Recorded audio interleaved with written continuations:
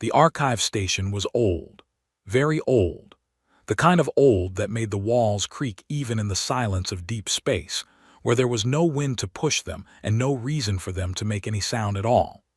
The lights inside flickered every few minutes, not because anything was broken, but simply because the station had been running so long that even its electrical systems had grown tired. Thessaly Vaughan did not mind the flickering. She had been working in dim and strange places for most of her academic life. She had 4 eyes, 2 large ones in front and 2 smaller ones on the sides of her wide, flat head, and all 4 of them were perfectly capable of reading in low light. It was one of the small advantages of being an Ethan in a galaxy full of species who needed bright rooms and loud machines to feel comfortable. She sat in a narrow chair in front of a terminal that was older than her grandmother, scrolling through file after file of cartography records. Her fingers moved quickly. Her 2 front eyes were fixed on the screen. Her 2 side eyes wandered around the room out of habit, watching for nothing in particular. She was supposed to be here for routine work.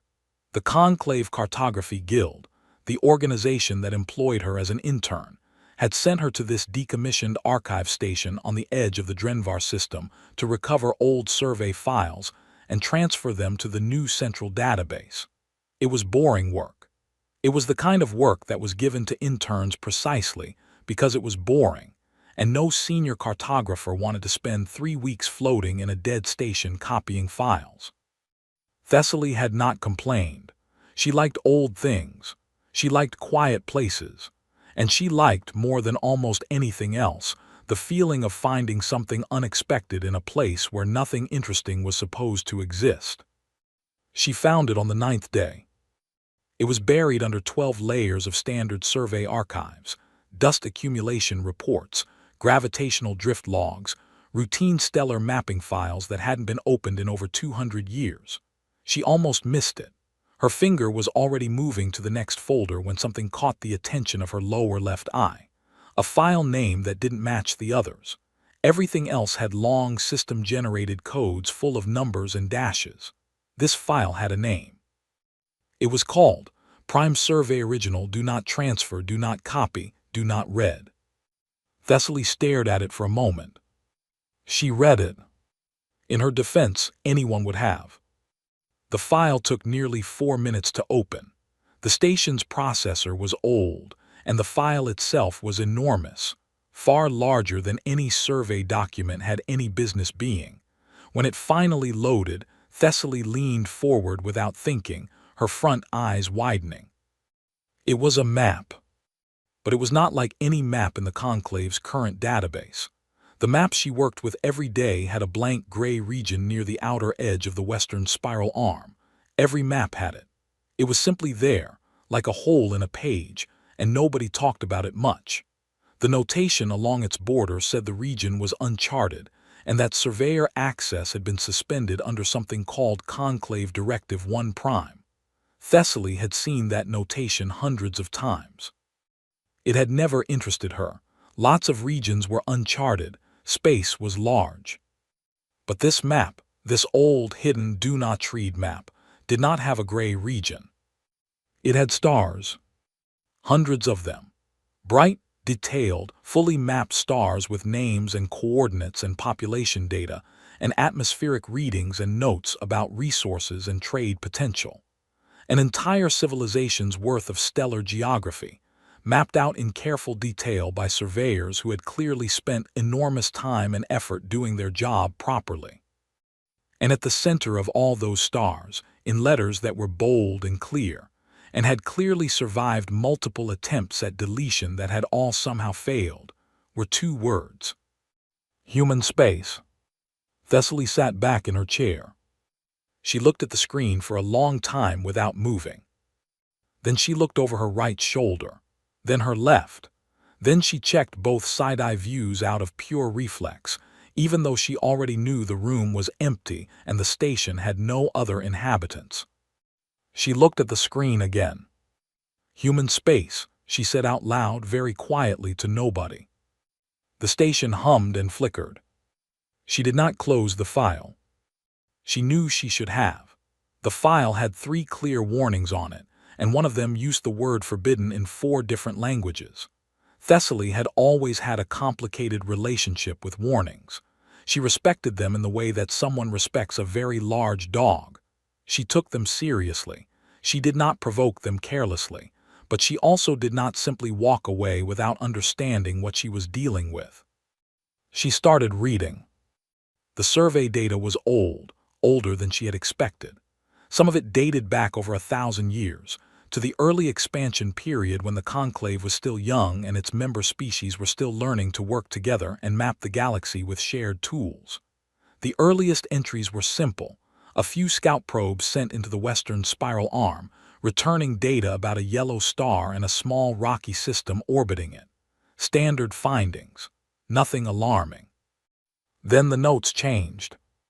The scout probes sent to the third planet of the yellow star detected something unexpected: radio signals. Structured ones. The kind that only came from thinking beings. This was not unusual in the early conclave era. New species were being discovered regularly. The surveyors had logged it with professional excitement and flagged it for contact protocol. The contact protocol sent a larger ship. The larger ship came back with a report that Thessaly read twice before she was sure she understood it correctly. The species on the third planet, which called itself humanity and called its planet Earth, was friendly. It was curious. It wanted to communicate, and it did so quickly and well once both sides worked out a shared language. It had no faster-than-light travel yet, but its people were clearly intelligent and its technology was advancing fast. None of that was the problem. The problem was everything else the surveyors had found. Because Earth, they reported, was not what any of them had expected. It was not the technology that unsettled the early surveyors. Humanity's technology was young by galactic standards, interesting, occasionally creative, but nothing that could threaten a conclave exploration vessel. It was not the size of the human population, which was large for a single planet species but not extraordinary. It was the wars. Humanity, the surveyors reported with the kind of careful, measured language that people use when they are trying very hard not to sound frightened, had been at war with itself for its entire recorded history. Not small conflicts, not border disputes between city-states. The survey team had accessed human historical records, and what they found inside those records was something that most surveyor teams never encountered on a first contact mission. Humanity had fought wars that covered the entire surface of its planet. It had developed weapons capable of ending all life on Earth and then chose, on at least a dozen occasions throughout its history, not to use them. Not because it couldn't, because it decided not to. The distinction was noted in the surveyor's log with 3 exclamation points, which was unusual for a professional document. Humans healed from injuries that would kill most species, not because they had extraordinary medicine, though they did develop medicine quickly, but because their bodies were, in the words of the survey team's biology specialist, stubbornly difficult to stop. A human could lose large amounts of blood and still function, could survive temperatures that would incapacitate most conclave species, could go without sleep or food for periods that the biology specialist described as genuinely alarming. They also ran, not away from things, though they did that too, but for no reason at all, just for the activity of it, sometimes for very long distances over very difficult ground.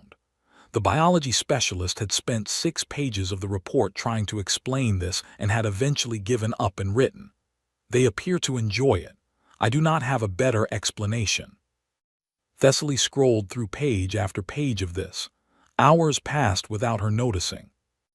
The early survey team had not recommended conquest or avoidance. They had recommended careful, slow contact. Let humanity develop. Watch it grow. Introduce it to the conclave gradually, in stages, giving it time to adjust to the knowledge that it was not alone in the universe. It was a good recommendation, a sensible one, the kind of recommendation that experienced people make when they have thought carefully about a situation. It was never followed. Instead, 200 years after the first contact file was written, there was a different entry in the archive. Shorter, more formal, written in the dry, official language of Conclave Administrative Decree. It was the original text of Directive 1 Prime, and it said, in summary, the following. All survey activity in the Western Spiral Arm region designated as human space was to be suspended indefinitely. No conclave vessel was to cross the border into human space without express permission from the Conclave High Council. All existing maps of human space were to be reclassified and removed from public circulation. The region would be marked as uncharted on all standard charts. There was no explanation, no incident report attached, no reason given, just the directive signed by 17 High Council members, every one of whom had written their signature with the kind of firm, deliberate pressure that suggested they were very certain about what they were doing. Thessaly searched the archive for an explanation and found, instead, something almost worse. Nothing. No record of what had happened. No report of an incident. Just a gap, a clean, deliberate, carefully maintained gap where the reason should have been. Someone had removed it so completely that even the removal itself had been removed. She leaned back in her chair and pressed two of her hands against her face, which was what Ethans did when they were overwhelmed. "What happened to you?" she whispered to the map. The map did not answer. The lights flickered, the station hummed. She spent the next 2 days going through everything in the archive that was even slightly connected to the Western Spiral Arm or to anything that might have triggered Directive 1 Prime. She found fragments, pieces of things, an old diplomatic communication from a species called the Vreth that mentioned recent activities near the outer arm border, without saying what those activities were. A navigation update that rerouted 3 major trade lanes away from human space with no explanation beyond a reference number that pointed to a file that no longer existed. A biology research paper from a conclave medical university that had been citing a study on human physiology. The citation was still there, but the study itself had been removed. It was like reading a book where someone had cut out every page that contained the most important parts of the story. But there were smaller things that had been left behind, perhaps by accident, perhaps because whoever had done the cleaning had grown tired or careless near the end. A surveyor's personal journal, appended to the back of an otherwise empty administrative file. A single paragraph in a diplomatic memo that had survived because it was buried at the bottom of a much longer document about something completely unrelated. The journal entry was from a surveyor named Sel Tavar, and it was dated roughly 800 years ago, well after Directive 1 Prime had been issued. It read, "Passed near the border today, did not cross, nobody crosses, but I could see 2 of their ships from the observation deck, long, heavy things with shapes that don't match anything in the design catalog. They didn't hail us, didn't come toward us, just sat there on their side of the line, watching. I asked the captain if we should report them. She said we should look away, set a course for Drenvar, and never speak of this again. So I'm writing it down instead, because I don't think things that are real should disappear just because someone is afraid of them." Thessaly read the entry 3 times. The diplomatic memo paragraph was shorter, written by an ambassador whose name had been redacted, addressed to the Conclave Trade Committee roughly 300 years ago. It said only, "I strongly advise against any further economic actions targeting human space. We do not fully understand what we are dealing with, and I do not think we want to. Some borders are drawn not by walls but by wisdom. This is one of them." On the 3rd day, Thessaly did something she had been putting off because she knew it would make everything harder to ignore. She cross-referenced the star data from the hidden map against the current public charts. The calculation took her terminal most of the morning. When it finished, the results sat on her screen in plain numbers that were very easy to understand. Human space, based on the original survey data, contained 412 star systems. The majority had planets. Many of those planets had been flagged in the old surveys as inhabited, or capable of being inhabited, or already showing signs of development. Humanity had been a spacefaring species for at least several centuries by now, based on the development timeline in the early contact files. 412 systems. An entire civilization. Sitting right there on the western edge of the known galaxy, behind a gray patch on a map, while the rest of the conclave went about its daily business and quietly, carefully, collectively refused to look. Thessaly saved a copy of the original map to a personal drive, tucked the drive into the inner pocket of her work jacket, and then sat for a long time thinking about what she was going to do next. The sensible thing, the safe thing, was to finish her transfer assignment, pack her tools, file her routine report, and go back to Conclave Central Station and never mention the archive file to anyone for the rest of her life. She thought about the surveyor named Sel Tavar who had written things down because they deserved to be real.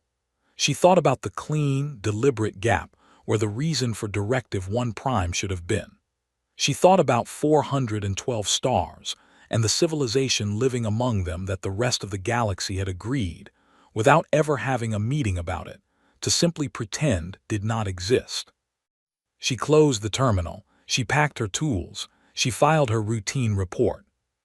She kept the drive in her inner pocket all the way back to Conclave Central Station. And she started asking questions. The first thing Thessaly learned, once she began asking carefully, quietly, in the way that she had learned to ask things when she wanted answers and not just polite refusals, was that she was not the only one who knew. There were others.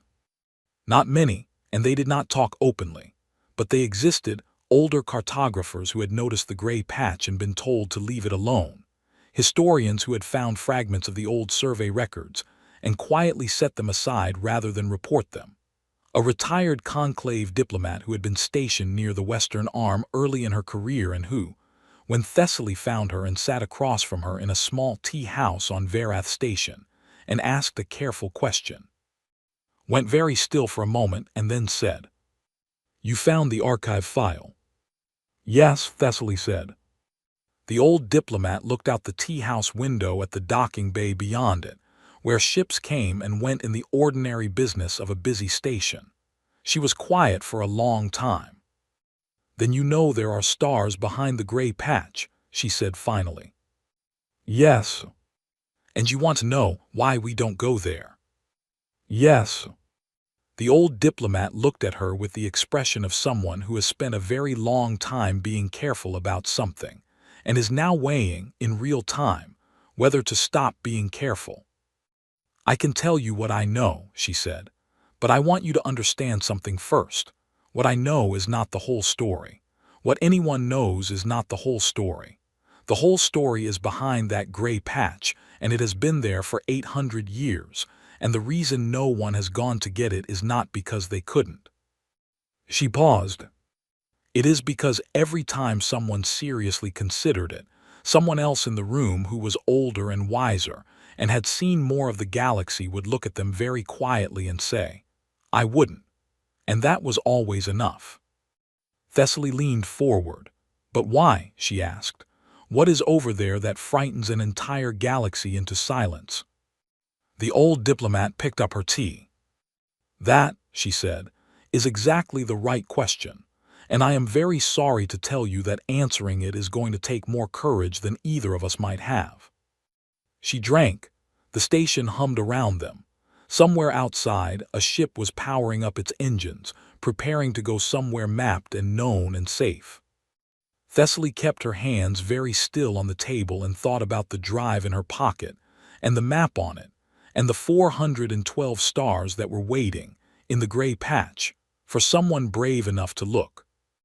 The old diplomat's name was Senna Rao, and she had seen more of the galaxy than most people twice her age.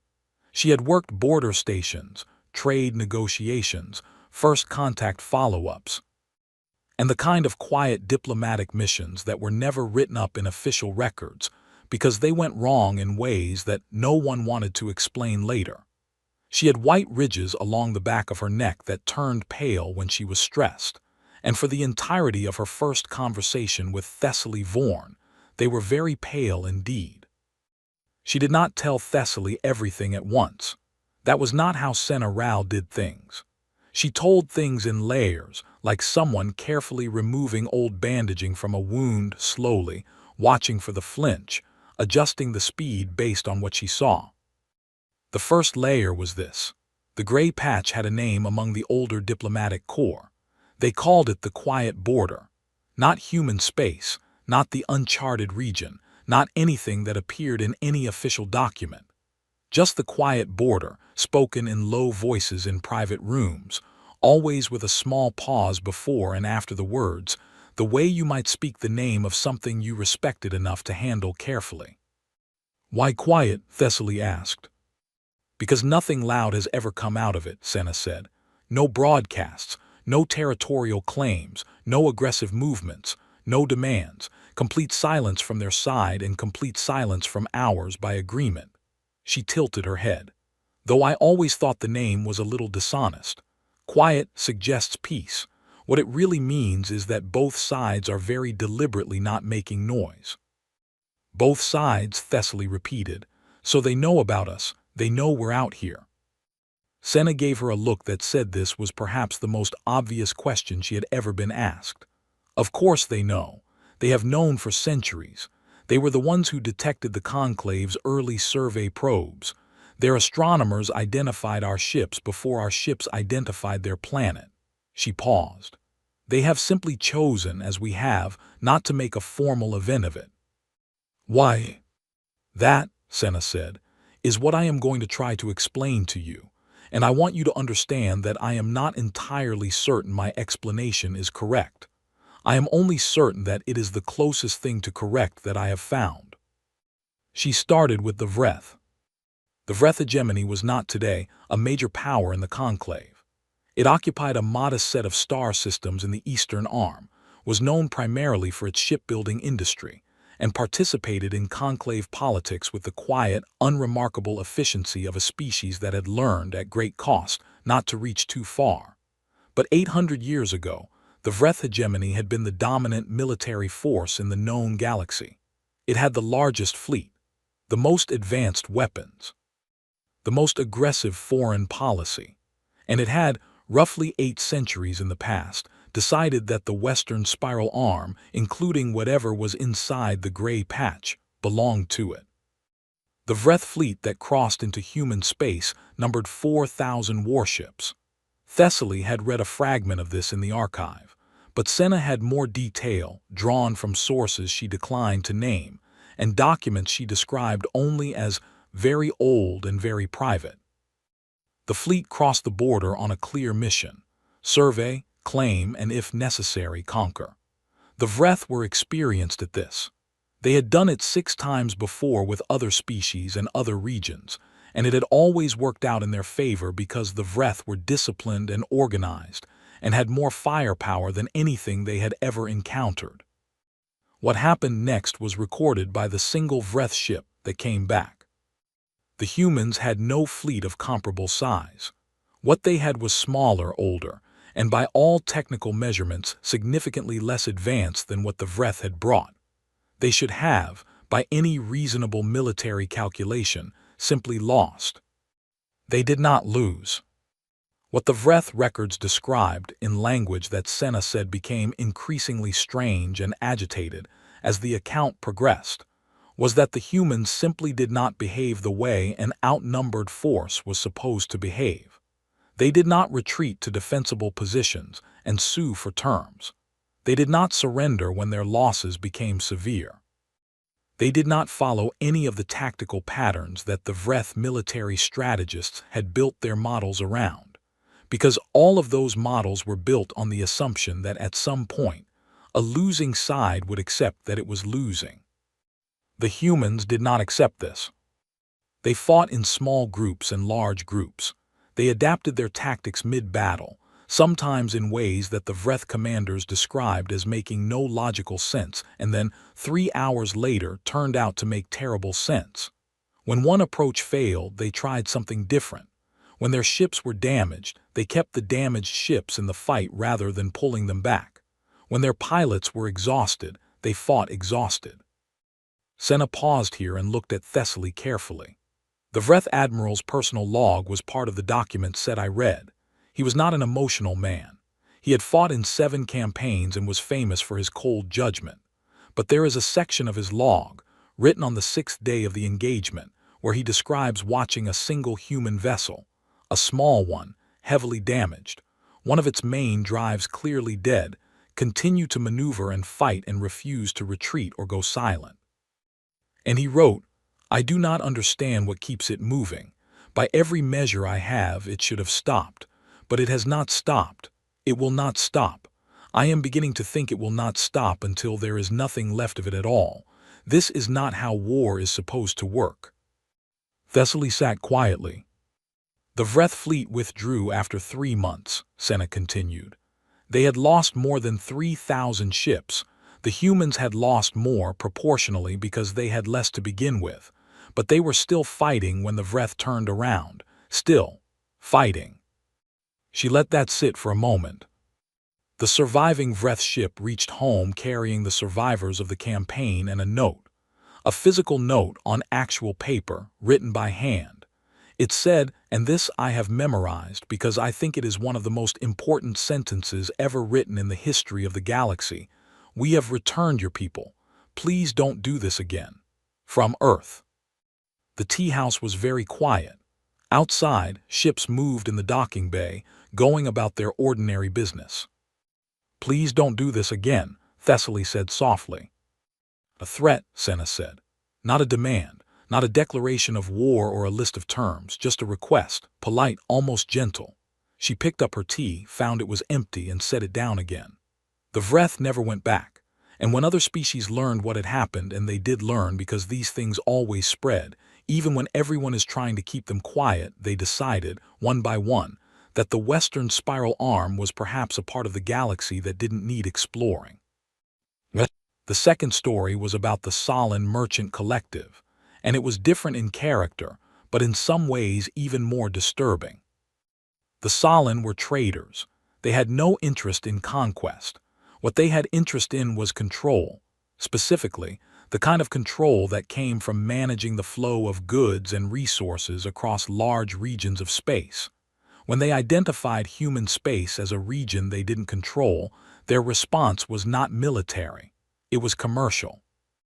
They simply rerouted every trade lane that passed near human space, cut off any conclave merchant who attempted to do business in the Western Arm, and issued quiet notices to their partners, suggesting that commerce in that direction would be commercially inadvisable. It was, Senna explained, a very sophisticated economic stranglehold, the kind that the Solon had used before to bring entire systems into their commercial network. It worked by isolation, cut a region off from trade, watch its economy weaken, and eventually they come to you. The Solon embargo of human space lasted 6 months. In those 6 months, humanity did not weaken. What it did instead was, in Senna's words, deeply confusing to everyone who watched it happen. The humans looked at the disruption to their trade and treated it as a problem to solve rather than a crisis to survive. Within 2 months, they had established their own internal trade network across their 400 star systems, faster and better organized than the fragmentary one they'd had before, because the embargo had forced them to sit down and actually build something solid. Within 4 months, they had identified conclave worlds that were also being poorly served by Solon trade routes and had found ways to offer them better terms, not through aggression, but simply by being cheaper and faster and more reliable. Within 6 months, they were undercutting Solon prices on 12 core worlds, and the Solon had gone from choking human space to watching their own market share quietly disappear into the Western Arm. The Solon ended the embargo without announcement or explanation. They simply stopped, rerouted their trade lanes back the way they had been, and began a period of quiet, internal reorganization that their economic historians would later describe as a necessary recalibration. Thessaly found herself almost smiling. They tried to strangle humans economically, and the humans accidentally improved their own economy in the process. Not accidentally, Senna said, and she did not smile. That is what you must understand. It was not luck. It was not accident. Every single thing the humans did during that 6-month period was a direct, practical response to the situation they were in. They looked at a problem and they worked on it. And they did not stop working on it until it was solved. And then they kept going because once they were working, they found other problems nearby that were also worth solving. She leaned forward slightly. The Solon are very intelligent beings. They are patient and strategic and have centuries of experience in commercial warfare. What they were not prepared for was an opponent who looked at their strategy, a strategy specifically designed to create despair and submission, and treated it as an interesting challenge. There were smaller stories too, and Thessaly collected them over the days and weeks that followed her first conversation with Senna. She found them in fragments and pieces, in the way she had learned to look for things quietly from the sides, without asking direct questions that made people shut down. A Kreth deep survey drone that had been lost in a navigation error and crossed the border into human space. It came back 3 months later, not just found, but repaired. More than repaired. Several of its systems had been upgraded with modifications that the Kreth engineers who received it did not recognize and spent the next several years studying. Attached to the drone, secured with care to the outside of its hull, was a small sealed container. Inside the container were objects that took some time to identify. Small, round, brown-baked objects made from a grain product mixed with a form of processed sugar crystal, and something the Kreth food chemist called a fat derivative of likely animal origin. The note attached to the container said only, "Found your drone, fixed some things, thought you might like these. Station crew, Outpost 7. The Kreth engineers ate the cookies cautiously, and then, reportedly, ate all of them. The modifications to the drone were eventually incorporated into 3 generations of subsequent Kreth survey vessel designs. There was the story of a conclave passenger liner that had suffered a catastrophic navigation failure near the border and crossed 3 light-years into human space before its emergency systems managed to stop it. Human ships had reached it within hours. They had provided power, medical assistance, and enough supplies to get the liner home. They had charged nothing. They had asked for nothing. The only thing they had requested was that the liner captain confirm the names and home worlds of all passengers, which Senna said had confused everyone until someone with enough historical knowledge pointed out that the humans appeared to be checking whether any of their own people were aboard. A habit, apparently, of never leaving their own behind if they could help it. There was the story of the border incident near the Tenvar Reach, when a conclave military patrol had misjudged its position in an ion storm and found itself facing a human defense station. The patrol captain had expected confrontation. What she got instead was a patient, clear communication on an open channel in perfect conclave standard language, offering to help the patrol navigate out of the storm and back to its correct position. The station operator had even provided updated weather data for the region as a courtesy. None of these stories were in any official record. They lived in the personal accounts of the people who had been there, passed from ship crew to ship crew across generations, growing a little with each telling but never losing the quality at their core, which was the quality of something true. It was Senna, at their third meeting, who gave Thessaly the piece that connected all the other pieces.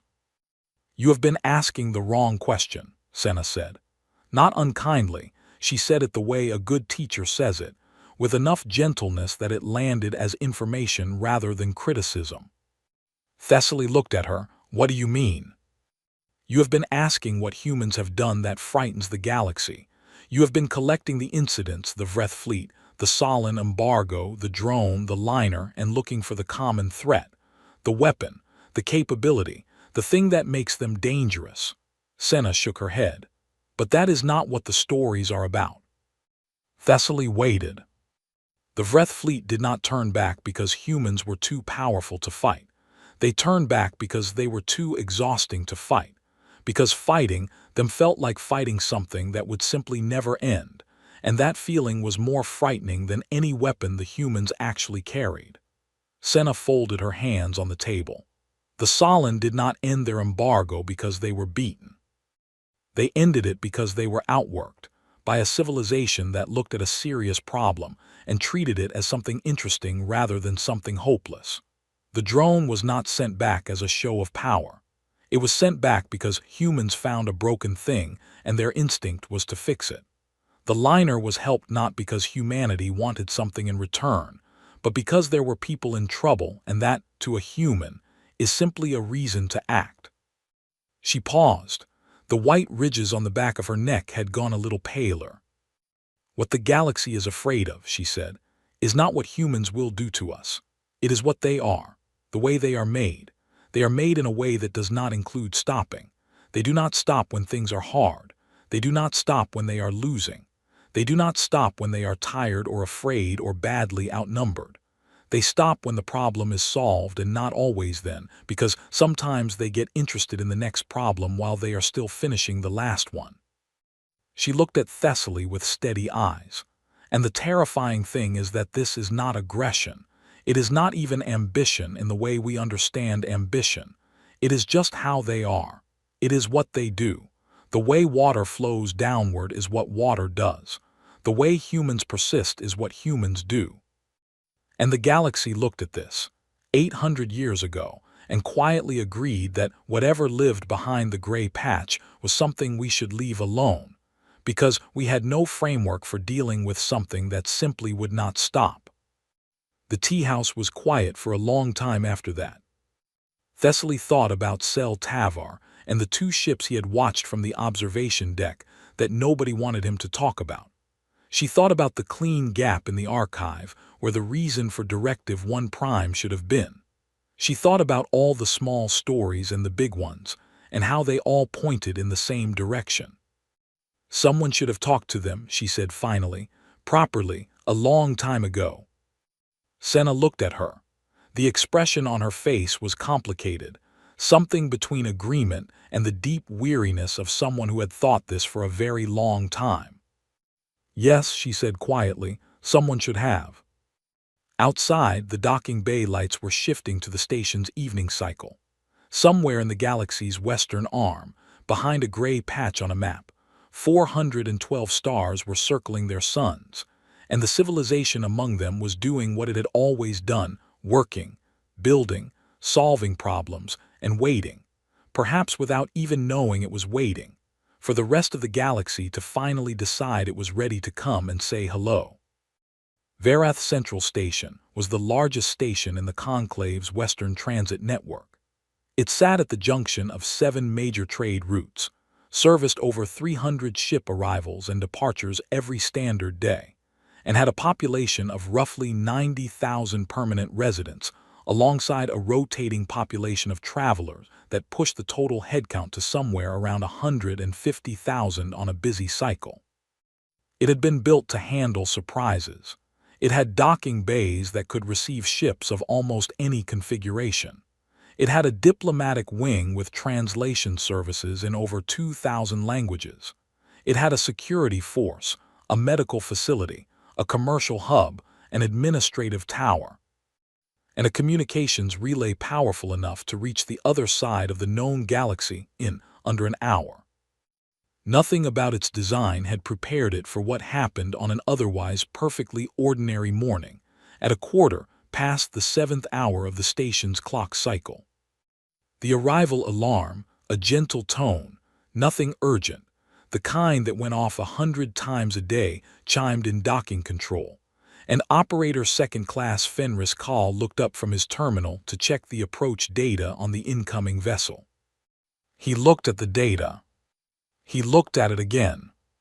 He looked around the control room to see if anyone else was looking at their screens, and found that 2 of his colleagues were, and that both of them had gone very still. "Fen," said his colleague Prate in a very careful and controlled voice, "are you seeing what I'm seeing?" I'm seeing it, Fenris said. It's a ship. It is a ship, yes.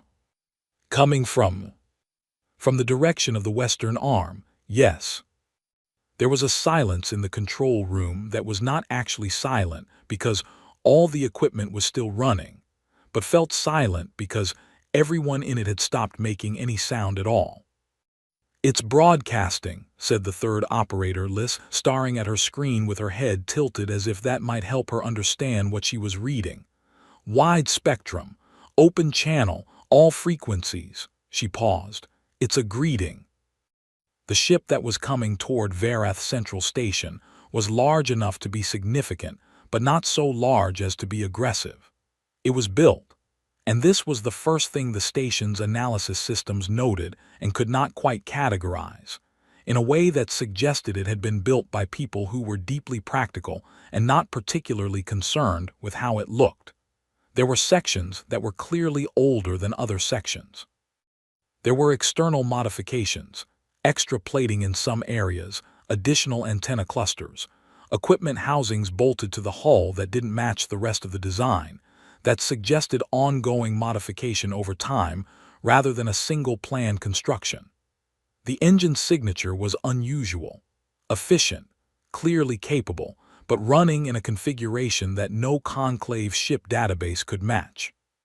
The registration code it was broadcasting was one that no conclave registry contained.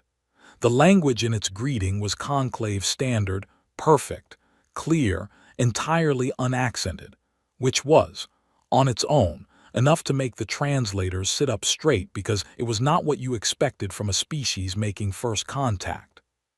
First contact species did not speak your language. First contact species needed months of careful communication work before you could even exchange basic information. First contact species were not supposed to already know you well enough to address you clearly in your own tongue on their first approach to your station. The greeting said, Varath Central Station, this is the vessel Persistence, Registry Human Exploration Service out of the Sol system. We are approaching on a friendly heading and request docking permission. We carry no weapons in a ready state. Happy to answer questions. Please advise on your preferred docking bay. Control Room 7 had 17 people in it when the greeting came through.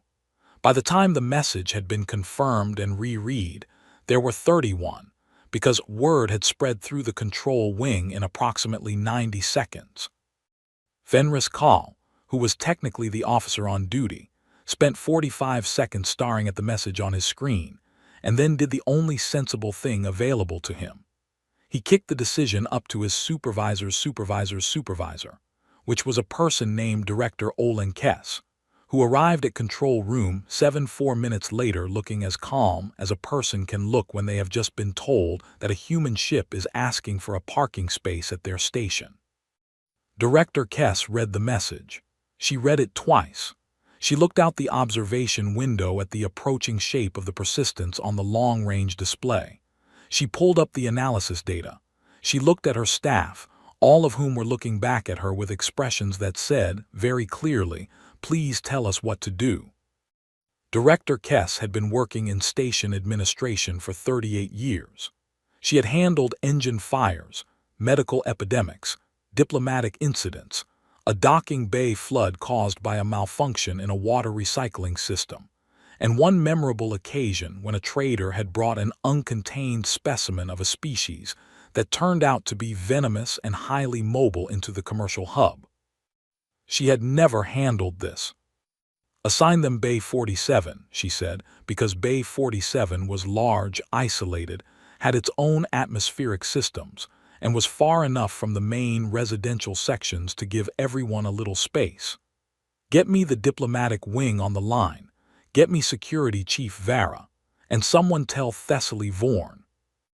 Thessaly was in her office in the cartography section when the message came through, and she arrived at Bay 47's observation level at roughly the same time as the Persistence finished its docking approach.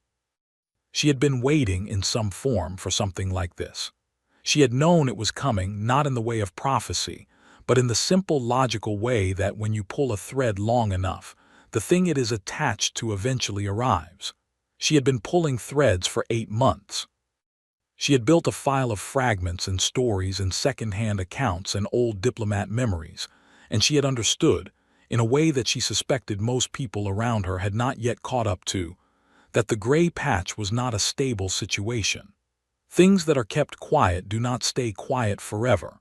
They stay quiet until they don't, and the moment they stop being quiet, they stop very suddenly and completely.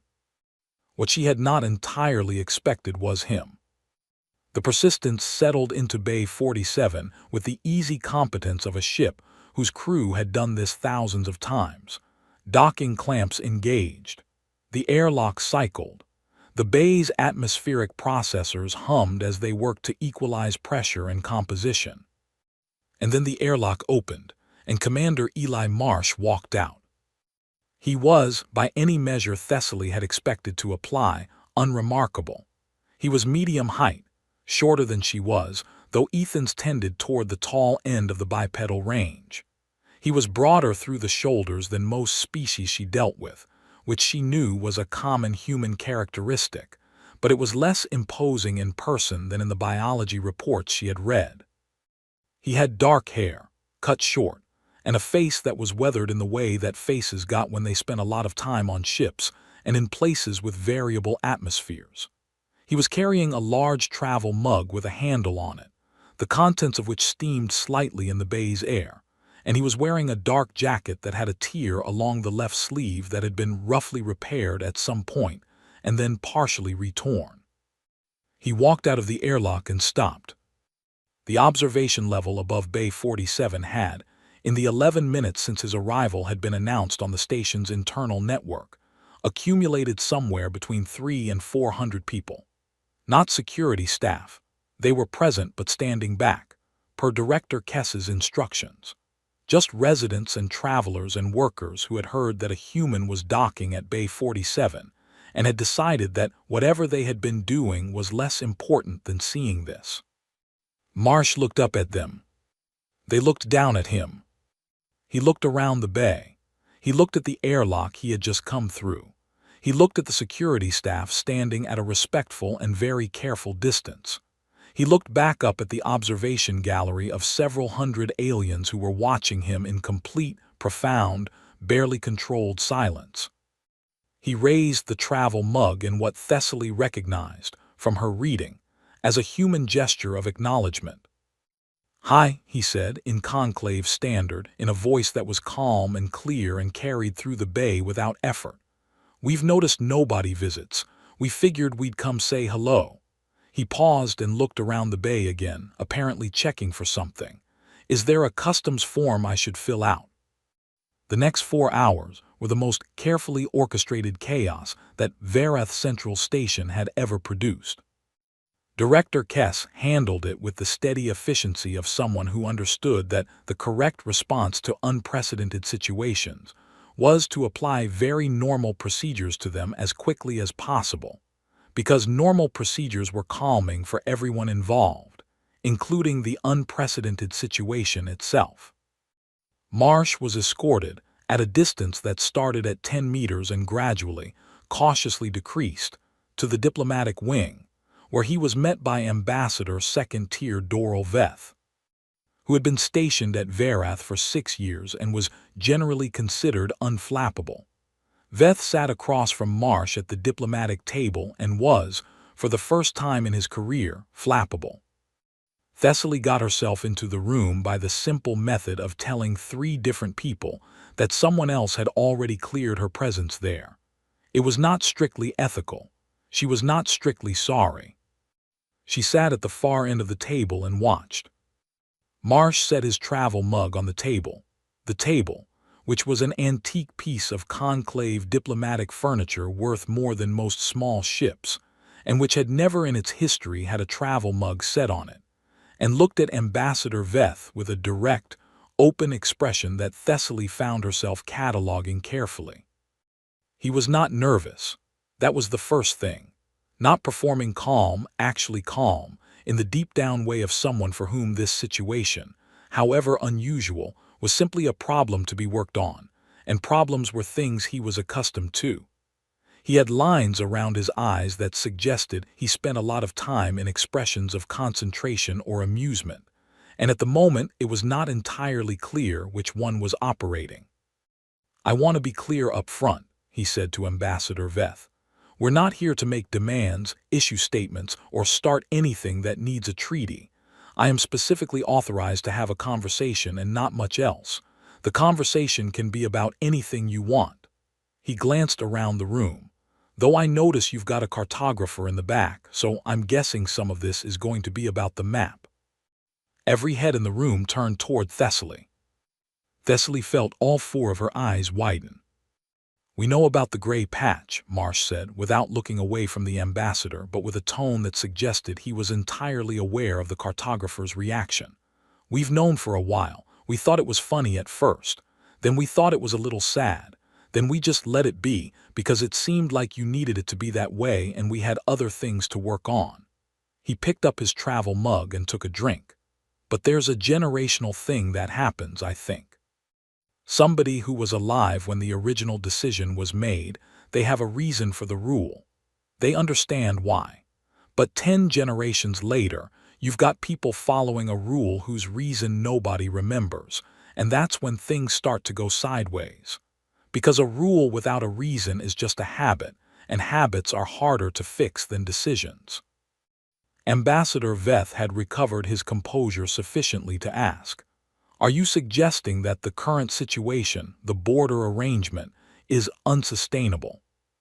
"I'm suggesting it's a little silly," Marsh said pleasantly. "No offense intended. I'm sure whoever set it up had good reasons. But right now you have, 40 million species in the conclave. And every one of them is walking around a gray patch on a map without really knowing why, and we're on the other side of that gray patch doing the same thing, and it would be genuinely useful for everyone if we just had a conversation." He paused. "Also, we've been picking up some of your distress signals from ships that get into trouble near the border, and we keep helping, but we have to do it secretly, and it's getting logistically complicated." There was a long silence. "You have been helping ships in distress," Ambassador Veth said slowly, "secretly." "For about a century," Marsh confirmed. "It's not a big operation. If somebody's in trouble and they're nearby, we help. It seemed like the right thing to do." He looked mildly puzzled by the expression on the ambassador's face. "Is that a problem?" Thessaly left the meeting 3 hours later with her head full of things that needed organizing. She went to the cartography section's small break room, made herself a drink, and sat down and wrote a list. The list had 2 columns. The first column was headed "What I expected," and the second was headed "What actually happened." The first column was long.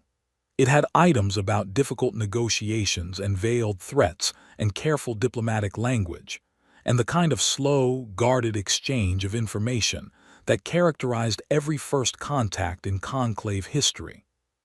The second column had 1 item. He asked about a customs form. He said it would be useful for everyone. He has been secretly helping ships in trouble for 100 years because it seemed like the right thing to do. She stared at the 2 columns for a while. She thought about everything Senna Ral had told her, and about the stories she had collected over 8 months, and about Directive 1 Prime and the clean gap in the archive, and 412 stars behind a gray patch. She thought about what Senna had said. What the galaxy is afraid of is not what they will do to us. It is what they are. She had understood that sentence when Senna said it. She had thought she understood it completely. But sitting in the break room with a list that had 1 item in the second column, she understood it better. Because what made Eli Marsh quietly, genuinely, fundamentally unsettling was not that he was frightening. It was that he was completely ordinary. He was a person sitting across a diplomatic table, drinking something hot from a travel mug with a torn sleeve, asking practical questions and making practical observations and being, in every visible way, simply a person who had a job and was doing it. And somewhere behind the gray patch on the map, there were billions more of him. All of them working, All of them persistent.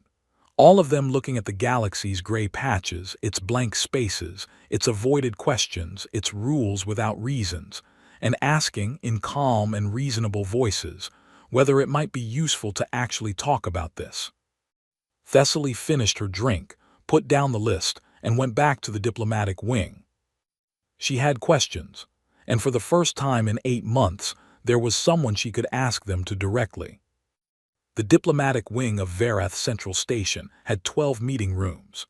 They ranged from large, formal chambers with high ceilings and symbolic lighting arrangements designed to communicate equal standing between delegations, all the way down to small, plain rooms with round tables and no decoration at all, which were used for conversations that needed to be honest rather than ceremonial. Eli Marsh chose one of the small rooms. He said he preferred round tables because nobody had to sit at the head and spend half the meeting wondering what that meant.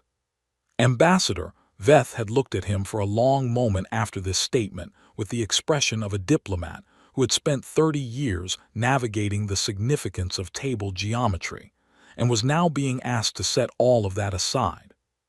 He managed it with grace and joined Marsh at the round table, and Thessaly sat across from them, both with her recorder and her 4-page list of questions, the first of which she had rewritten 14 times to make sure it was not going to come out wrong. She asked it anyway, and it came out slightly wrong, which she suspected was unavoidable. "How long have you known?" she said. Marsh looked at her. It was, she had noticed over the past day, a specific kind of look, not unfriendly, but very direct, the kind that communicated that the person behind it was paying close attention and not going to pretend they weren't. "How long have we known about the conclave? About the gray patch? About the fact that we deliberately left you off the map?" He thought about it for a moment, which she appreciated because it meant he was actually considering the question rather than giving her a prepared answer. "Officially, about 300 years. There's a record in our public archives of an astronomer who noticed that the survey probe traffic from the galactic east had stopped, and that the last probe came from a specific direction, and then there were no more." She worked out what it meant that someone had made a decision to stop coming and filed a report with what passed for our government at the time. He took a drink from his ever-present travel mug. The report didn't cause a crisis.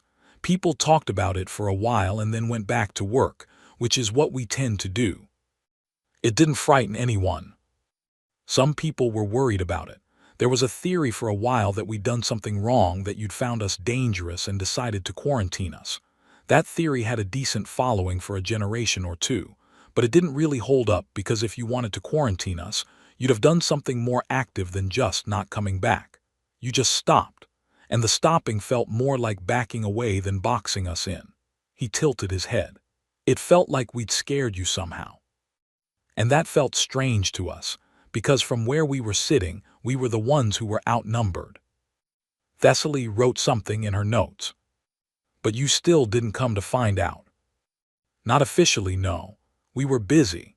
He said it simply, without apology or irony, and Thessaly believed him completely because she had spent 8 months learning about what humanity had been doing in its 412 star systems for the last 8 centuries, and the answer was, a great deal. We had planets to settle, systems to develop, a lot of internal problems to work through. And there was a feeling, not a policy, just a feeling, that whatever was on the other side of the line had decided they didn't want to meet us, and pushing people who don't want to be pushed wasn't something we needed to do. "And the ships you've been helping?" He shrugged slightly. "That was never official policy either. It's just, if you see someone in trouble and you can help them, you help them. Some of our people near the border made that call individually over the years, and it became a habit. We never announced it because we figured it would cause more problems than it solved."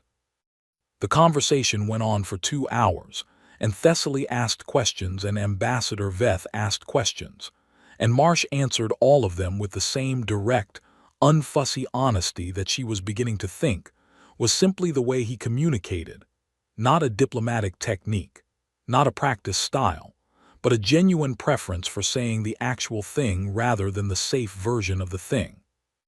She asked about the Vreth fleet. He nodded slowly. We knew it was coming before it crossed the border. Long-range detection. There was a lot of internal debate about what to do. He paused.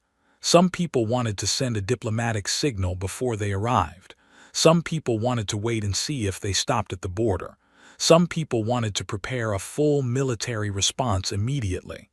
He looked at his mug. The people who wanted to wait won the argument, and the Vreth didn't stop at the border, so the military response happened anyway. 4,000 warships, Ambassador Veth said quietly. It was a large fleet, Marsh agreed. We had less. What we had were people who understood the territory and had a reason to be there that the Vreth didn't have, and who were willing to keep going past the point where a rational calculation would tell you to stop. He was quiet for a moment. We don't like losing people. I want to be clear about that. It wasn't a glorious thing. It was ugly and it cost a lot, and there are memorials on 16 worlds that list the names. But the alternative was losing the systems those people lived in, and the people who were in them and everything they were building, and that wasn't acceptable. He looked up. So they didn't stop, and eventually the Vreth decided it wasn't worth continuing. The note, Thessaly said, please don't do this again. Marsh nodded. That was a line commander named Hana Yu. She was on the ground operation on the third planet. When the Vreth fleet started withdrawing, she found the ship they were using for prisoner transport, got the prisoners out, put them back on the Vreth ship, and wrote that note herself. She had very neat handwriting, apparently. It's in a museum now. He paused. She thought it was important to be polite about it.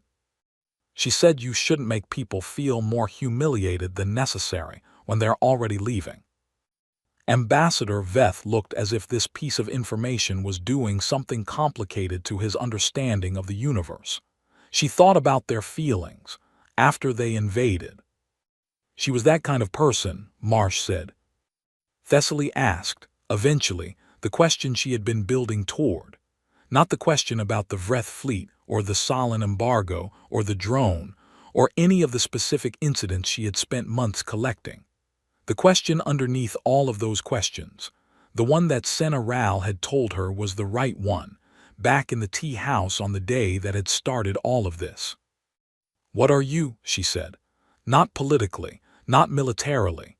What are humans in a way that helps me understand why an entire galaxy decided to leave you alone? Marsh was quiet for longer than he had been quiet for any previous question. He set his travel mug down and looked at it for a moment, and she had the sense that he was not performing thoughtfulness. He was actually thinking, turning the question over, looking at it from different sides. There's a word we use, he said finally. Stubborn. It means not stopping when things are hard, not because you're not aware they're hard, not because you don't feel it, but because the thing you're working on is more important than the difficulty, and so you keep going. He looked up. Every species is stubborn about some things, but for humans it's less about the specific thing and more about everything. We get interested in something and we don't stop being interested. We make a promise and we keep tracking it even when it's become inconvenient. We meet a problem and something in us turns toward it instead of away from it, even when turning away would be easier. He leaned back slightly. The other thing is that we're curious in a way that doesn't turn off. There are species that are curious until a thing becomes dangerous, and then the curiosity stops because survival overrides it. For humans, and I'm being honest here, not boastful, the danger doesn't turn off the curiosity. It changes it. It makes the curiosity more focused. A human who is told that is dangerous, don't go there, tends to want to understand why, and that wanting is stronger than the fear. He paused. This has gotten us into a lot of trouble historically. It has also gotten us out of a lot of trouble, because the same drive that walks you toward the danger is the drive that keeps you working on the solution after everyone else has given up. Thessaly was writing. Ambassador Veth was very still. Is that why you're here? Veth asked. Curiosity. Partly, Marsh said, and partly because there are 800 years of missed conversations in the way and someone had to start. We figured, why not us? We're good at starting things." He picked up the travel mug.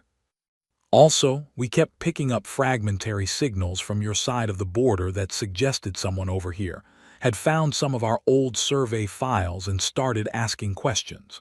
We thought, if someone is brave enough to ask the questions, the least we can do is show up to answer them."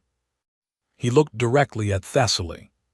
She had all four eyes on him. "You picked up my research signals," she said. "We're very good at listening," he said. "We've had a lot of practice." Over the days that followed, a pattern developed that nobody had planned for and nobody knew quite how to manage. Marsh was not confined to the diplomatic wing. This had been Director Kess's decision, made on the logic that confining him would suggest they were afraid of him, and suggesting they were afraid of him seemed like a dynamic best avoided. So he was given a guest suite, a general access pass, and a polite request to inform someone if he intended to leave the station, and he was allowed to go where he wished within Varath Central's common areas. He went everywhere. Not aggressively, not nosily. He moved through the station with the easy manner of someone who was genuinely interested in his surroundings and made no particular effort to hide this. He asked questions of anyone who seemed willing to answer, about the station's systems, about the trade routes that passed through it, about the history of the Drenvar system, about what different species ate and what they did for work, and how their home worlds looked from orbit. He was not a broad, sweeping questioner. He asked specific, thoughtful things, listened to the answers carefully, and then asked better follow-up questions. He also, as people around him quickly discovered, fixed things. It started small. A water recycler in the residential section that had been making an odd sound for 3 weeks. He heard it, asked what it was, traced the sound to a specific coupling joint, borrowed a tool from a maintenance worker who happened to be passing, and corrected the coupling in about 4 minutes.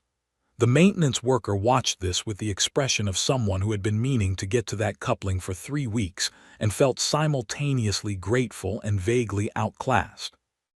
Then it was a piece of cargo analysis software in the commercial section that was producing a recurring error in its weight calculations. Marsh happened to be present when a dock worker was staring at the error message with the expression of someone who had been fighting a machine all day and was losing. He looked at the screen, asked 2 questions, and identified the source of the calculation error. Not a software problem, but a calibration issue in a sensor module that fed data to the software, which nobody had thought to check, because the software's error message pointed to the software. Then it was a navigation display in the public transit section that was showing slightly incorrect route times due to a relay station that had drifted off its mapped position. Marsh caught it because he was looking at the display while waiting for a transit pod, noticed the times were wrong based on what he knew about the transit distances involved, asked a nearby station worker about it, and the station worker took the information up the chain, and the relay station was corrected within a day. "He keeps fixing things," Director Kess said to Thessaly, in a tone that was not quite complaint and not quite amazement but sat somewhere between the two. "I know," Thessaly said. "Nobody asked him to fix them." "I know. He just sees them and fixes them." "That," Thessaly said carefully, "seems to be how they work." On the 5th day, Marsh asked if he could see the cartography section. Thessaly took him herself. She showed him the current databases, the active survey projects, the map displays that showed the known galaxy in all its detail. He looked at everything with the specific attention he gave to anything that interested him, and said very little, and she let him look without rushing him. Eventually he stopped in front of the large main display, the one that showed the whole western arm, with the gray patch sitting in its corner like a missing tooth in a smile. He stood in front of it for a long time. "It's strange," he said finally, "seeing yourself on a map as a gray nothing." "I'm sorry," Thessaly said. She meant it. He glanced at her with an expression that was not wounded, just human, in the complicated way she was learning that word worked. "Don't be, I get it. From the outside we must look unpredictable, maybe a little alarming. If I were mapping a region and I didn't understand what was in it, I'd probably leave it gray too. He looked back at the display. But it'd be better with the stars. Yes, she said, it would be. He was quiet for a moment. Then he reached into his jacket pocket and took out a small data chip. He held it out toward her. Our survey data, he said. 412 systems. Every star named, every inhabited world cataloged, atmospheric data, population estimates, resource surveys, the whole record. It's not classified on our end, anyone can have it. He looked at the gray patch. It'd be a shame for it to stay gray. Thessaly took the chip very carefully, with both of her front hands, the way you take something that has been a long time in coming. I'll see that it goes to the right people, she said. I know you will, he said. That's why I gave it to you and not the ambassador. On the 7th day, Senna Rao came to the station. Thessaly had sent her a message, 3 lines, carefully written, that said only, "The question has been answered. I think you should come and meet the answer." Senna had arrived the next morning on the early transit and found Thessaly waiting for her at the docking gate with an expression that was hard to read, but that Senna, who was good at reading people, interpreted immediately and correctly as I was right, and I knew it, and I am trying very hard not to say so. Thessaly brought her to the small, round table room, where Marsh was eating something he had obtained from the station's food service, and reading something on a small handheld screen. He looked up when they came in. He looked at Senna for a moment with those attentive eyes. "You're the one who knew," he said, "the one who's been carrying this for a long time." Senna stood very still. "You know about me. We picked up fragments. You were stationed near the border early in your career. You've been doing careful, quiet work on this for decades. We noticed." He stood and held out his hand, a human greeting gesture that Senna, who had done her homework, recognized and accepted, clasping her hand around his in the way he offered it. "Thank you," he said, "for not letting it stay forgotten." Senna looked at him for a long moment. The white ridges on her neck went through 3 different shades in rapid succession, which Thessaly recognized as the Ethan equivalent of a very emotional response being very carefully managed. "I had a colleague once," Senna said finally, "a long time ago. She told me that some things stay quiet not because they should, but because everyone around them is afraid. And she said the only answer to that was to not be afraid, to keep asking." She paused. "I was not always brave enough, but I kept going." Marsh looked at her with an expression that was warm and genuine, and completely uncomplicated. "That," he said, "is the most human thing I've ever heard anyone who isn't human say." The data chip that Eli Marsh had handed to Thessaly Vaughan was approximately the size of her thumbnail. It weighed almost nothing. She had set it on her desk when she returned to the cartography section that evening, and she had sat across from it for a long time, just looking at it. 412 star systems, on a piece of material she could have lost in a coat pocket. She transferred the data to the Cartography Guild's secure intake server and filed a formal acquisition report, which was the standard procedure for receiving new survey data. The intake form asked for the source of the data. She wrote, "Human Exploration Service, Human Space, Sol System." She clicked Submit. The form went up the chain. The response came back in 40 minutes, which was faster than the standard processing time, and it came back from 3 levels above where it should have been acknowledged, which told her that somebody in the senior cartography administration had been watching the flag on her account ever since word got out about the persistence arriving at Bay 47. The response said, "Please hold this data pending review by the Senior Verification Committee." Thessaly looked at the response. Then she looked at the 8 months of work stacked in her personal files, the fragments from the archive station, the stories from Senna Rao, the fragments of old diplomatic memos and survey logs and personal journal entries, all the pieces of the real story that had been sitting behind the gray patch waiting for someone to put them together. She wrote back, "Understood, review process estimate." The answer was undetermined. She closed the reply window and did what she had learned to do from Eli Marsh. She set aside the part of the problem she could not move right now and found the part she could. She started building the new map. It was not simple work. Survey data from an independent civilization did not simply drop into a conclave cartography database without significant processing. Coordinate systems needed to be reconciled. Naming conventions needed to be standardized, or at least cross-referenced. Marsh had told her that humans had their own names for almost everything, and that they tended to be either very practical, second settlement, new harbor, or deeply strange by non-human standards, threshold, morning, the place where we tried again. The atmospheric and population data needed to be formatted to conclave standards.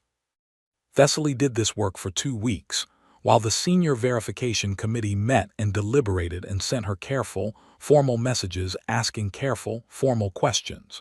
She answered the questions thoroughly. She provided her documentation. She sent copies of the archive files she had recovered from the decommissioned station, including the original survey data and the original text of Directive 1 Prime. She also, through channels she did not advertise, sent copies to Senna Rao and to several historians and diplomats at other conclave institutions, whom she had come to trust through her months of research. Not because she was planning anything, just because she had learned, watching the gray patch for 8 months, that information that lives in only one place has a way of disappearing. Marsh, for his part, was still on the station. His authorized stay had been extended 3 times now by Director Kess, who had initially seemed uncertain about his presence and had gradually moved to a position of something that looked very much like finding him useful. The water recycler coupling had been the beginning. The list of things he had identified and fixed since then had grown, and he had also, in his direct and practical way, started asking questions about the station's larger systems. The cargo routing algorithms, the docking scheduler, the atmospheric management protocols, with the specific quality of attention that suggested he was not just curious about how they worked but was looking for ways they could work better. He never pushed. He never demanded. He simply looked at things, thought about them, and then mentioned in a conversational way what he had noticed and what he thought might be worth considering. Director Kess, 3 weeks into this, had quietly given him an unofficial advisory role and then spent a full day pretending she hadn't. "He has been here for 4 weeks, Ambassador Veth said to Thessaly during a corridor meeting that was really a scheduled consultation dressed as a coincidence. "He shows no signs of wanting to leave." "He's working," Thessaly said. "On what?" She thought about it. "On things that need doing." The Senior Verification Committee issued its finding after 3 weeks of deliberation. The finding was long, formal, and written in the dense administrative language of official conclave documentation. Thessaly read through it in under an hour, which was fast only because she went directly to the conclusions section and then worked backward through the reasoning only as necessary. The committee found that the survey data submitted by the Human Exploration Service was authentic. It found that the coordinate and formatting work Thessaly had done was correct and sound. It found that there was no technical obstacle to incorporating the data into the standard conclave cartographic database. And then it noted, in careful and measured language, that the decision to update publicly distributed maps with this data was not a cartographic decision. It was a political one, and it needed to be made by the Conclave High Council. Thessaly forwarded the finding to Senna Rao, who forwarded it to the 3 council members she knew personally, with a cover letter that Thessaly had helped write, and that was the most carefully worded document Thessaly had ever been part of composing. Every sentence had been tested for the ways it could be misread. Every argument had been checked against the counterarguments that could be used against it. Senna had 40 years of diplomatic experience and Thessaly had 8 months of obsessive research, and together they made a document that was very difficult to argue with. The council took 11 days. During those 11 days, Thessaly finished the new map. She finished it completely, every system labeled, every star named in both Human Exploration Service Convention and Conclave Standard, every inhabited world noted with its population estimate and primary industries, and the name it used for itself. She added the trade routes that Marsh had described, the FTL lanes that humanity had developed independently and used among its own systems for decades. She built the map at full resolution, the kind of resolution that the Conclave Cartography Guild used for its premium published charts, the ones that hung in public buildings and government offices and the viewing decks of major stations, large enough to read from across a room. She also left the gray patch in. She left it as a reference, a ghost of the old map, faintly visible beneath the new data, so that anyone looking at it could see both what had been there before and what was actually there. She thought that was important, not to forget the gray patch, to remember it as a choice that had been made for complicated reasons and had lasted 800 years and had finally, by slow and careful work, been set aside. The Conclave High Council's decision came on a Tuesday, which was not a significant day on any species calendar. It was issued as a formal administrative update, the kind of routine notice that went out dozens of times a day across the Conclave's communication network, updating policies, clarifying procedures, issuing routine directives. This one retired Directive 1 Prime. No ceremony, no announcement, no press conference or public statement, just a short administrative notice that said the directive was rescinded and that Cartography Guild resources were authorized to update standard charts to reflect current survey data for the Western Spiral Arm region. That was it. 800 years of gray patch, and it ended with 2 paragraphs in an administrative notice. Thessaly was in her office when it came through. She read it twice. She sat for a moment. Then she opened the map she had built and flagged it for publication. She sent a copy to Senna.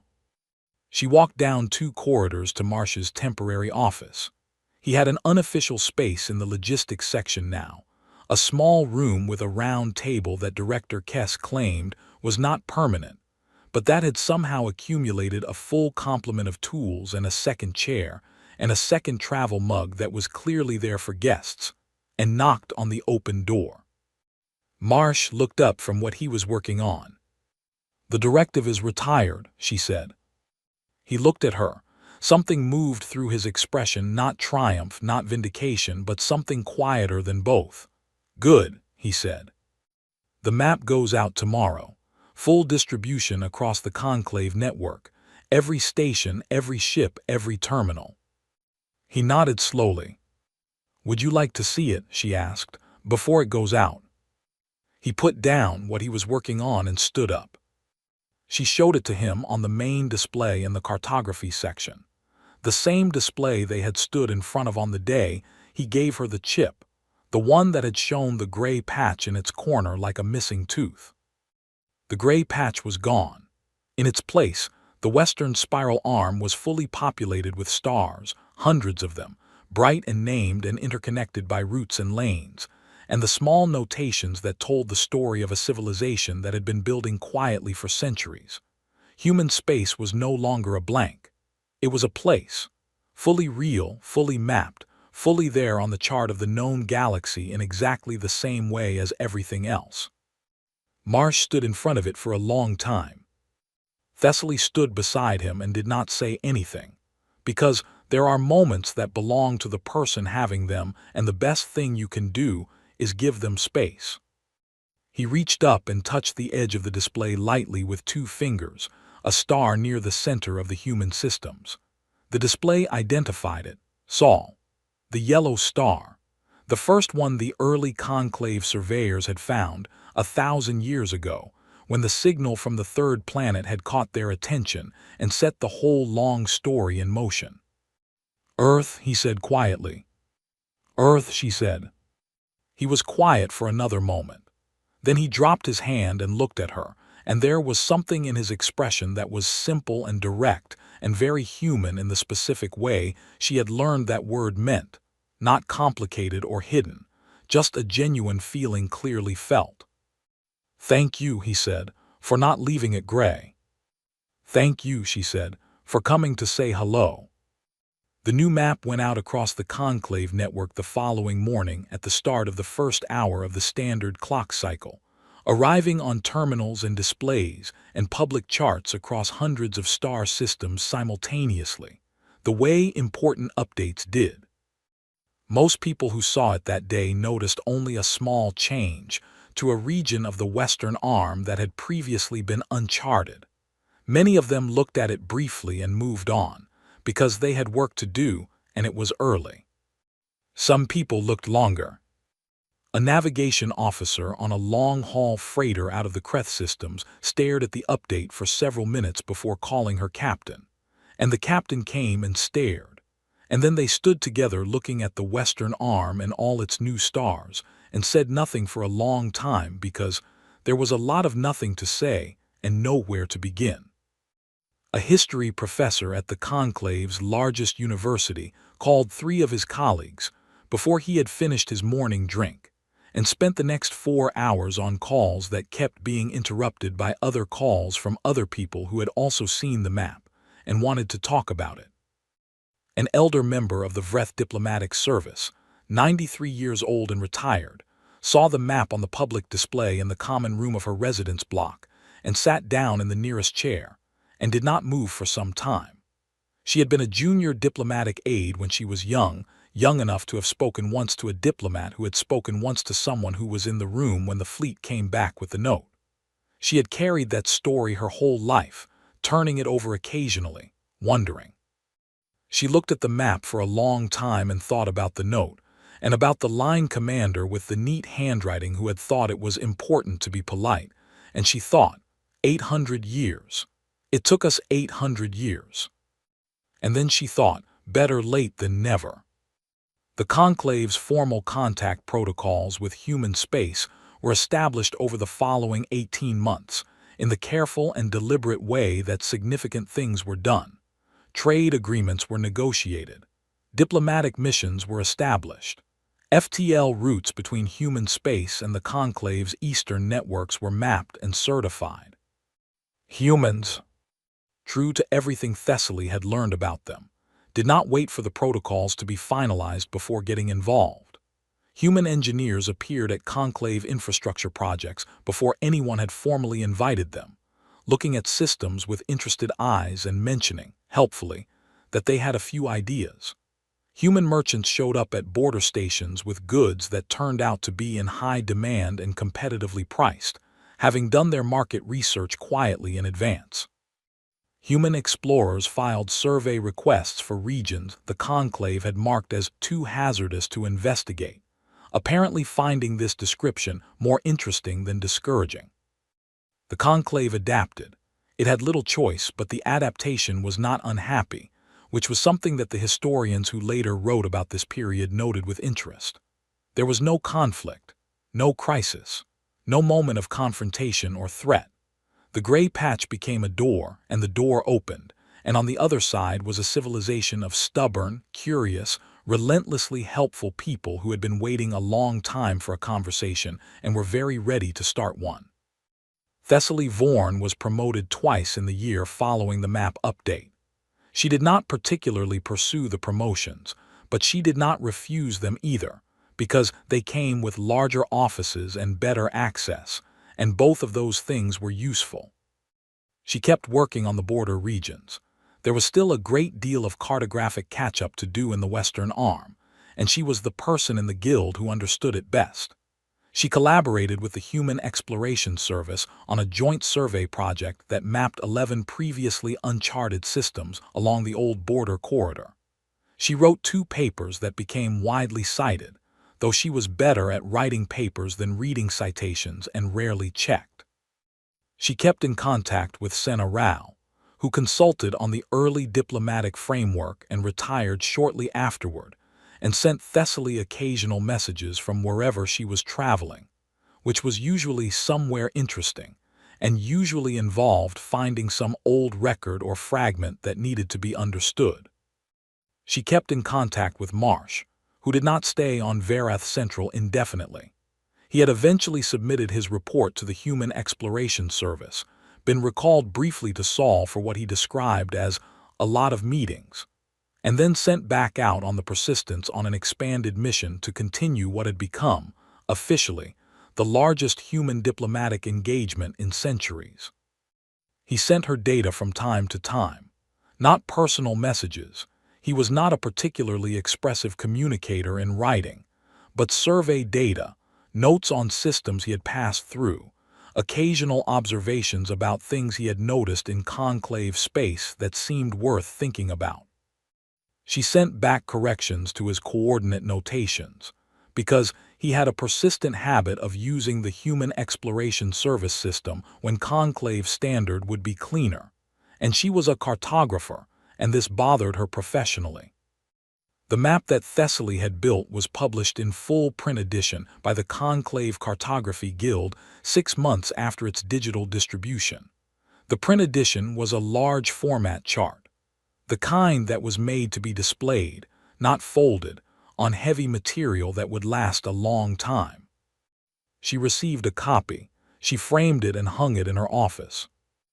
It was the first map of the full known galaxy that included human space at proper scale, with all 412 systems named and mapped and sitting in the western arm in their correct positions, connected to the rest of the galaxy by routes and lanes, and the invisible threads of a civilization that had been there all along, quietly working, waiting for the gray patch to become a place.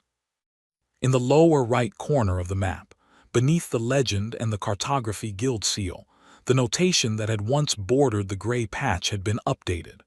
Where it once read, Region Uncharted, Surveyor Access Suspended, see Conclave Directive 1 Prime, it now read. Human Space Open Border Note, they will help you if you ask. They will also help you if you don't ask. This is simply what they do.